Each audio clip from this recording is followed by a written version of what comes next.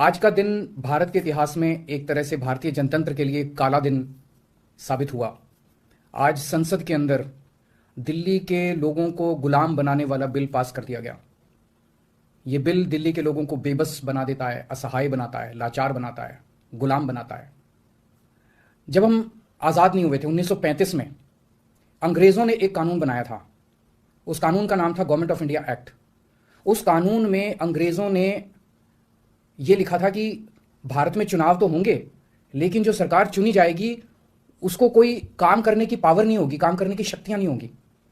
जब हमारा देश आज़ाद हुआ तो हमने संविधान बनाया और संविधान में हमने लिखा कि चुनाव होंगे, लोग अपनी सरकार चुनेंगे और जो सरकार चुनेंगे उस सरकार को लोगों के लिए काम करने की सारी शक्तियां होंगी। आज आज़ादी के 75 साल के बाद प्रधानमंत्री मोदी जी ने दिल्ली के लोगों की आज़ादी छीन ली। उन्होंने 1935 वाला अंग्रेजों का कानून बनाया है कि दिल्ली के लोग, चुनाव तो होंगे दिल्ली में, दिल्ली के लोग अपनी सरकार तो चुनेंगे, लेकिन उस सरकार को काम करने की कोई भी शक्ति नहीं होगी।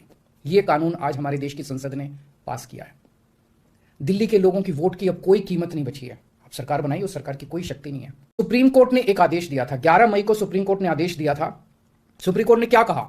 सुप्रीम कोर्ट ने कहा भारत एक जनतंत्र है, इस जनतंत्र में हम अपनी सरकार चुनते हैं, जनता अपनी सरकार चुनती है और उस सरकार को जनता के लिए काम करने की पूरी ताकत होनी चाहिए, सुप्रीम कोर्ट ने कहा।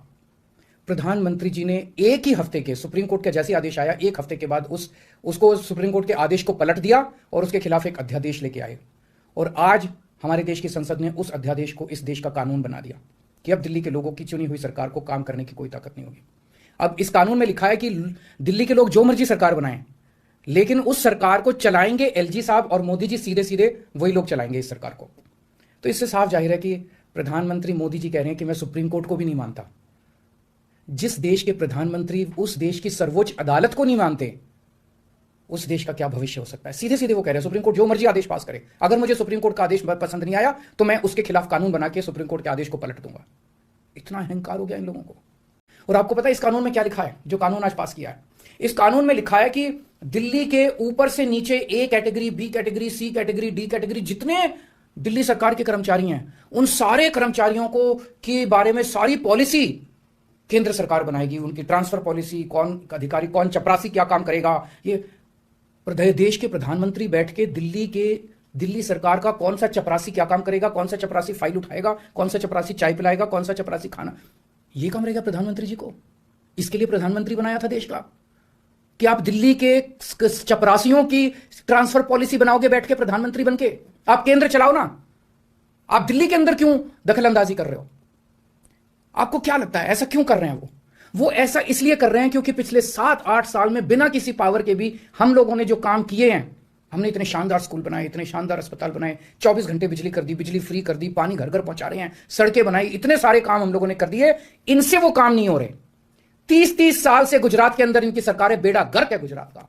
हरियाणा के अंदर इनकी सरकार बनी, हरियाणा में बेड़ा गर्क है इनका। मणिपुर के अंदर बीजेपी की सरकार है, मणिपुर को जला दिया इन लोगों ने। इसलिए केजरीवाल के साथ कंपटीशन नहीं कर सकते, काम में कंपटीशन नहीं कर सकते, हमारे जैसे काम नहीं कर सकते, आम आदमी पार्टी के जैसे काम नहीं कर सकते। इसलिए केजरीवाल को काम करने से रोको, किसी भी तरह से केजरीवाल को काम करने से रोको, बस ये इनका मकसद है। इस पूरे संघर्ष के अंदर बहुत सारी पार्टियों ने, बहुत सारे नेताओं ने दिल्ली के लोगों का साथ दिया। उन सब नेताओं को और उन सब पार्टियों को मैं तहे दिल से दिल्ली के 2 करोड़ लोगों की तरफ से शुक्रिया अदा करता हूं, धन्यवाद बोलता हूं।